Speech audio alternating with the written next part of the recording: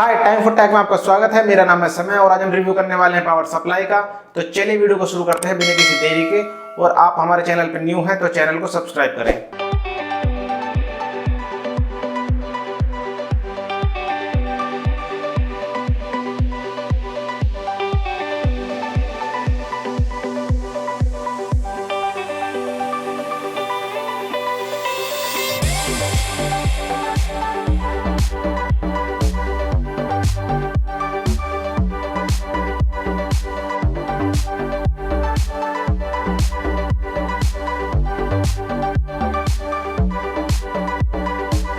ये power supply आती है जेब्रोनिक्स की तरफ से ZEB-450W-T SATA plus gold series.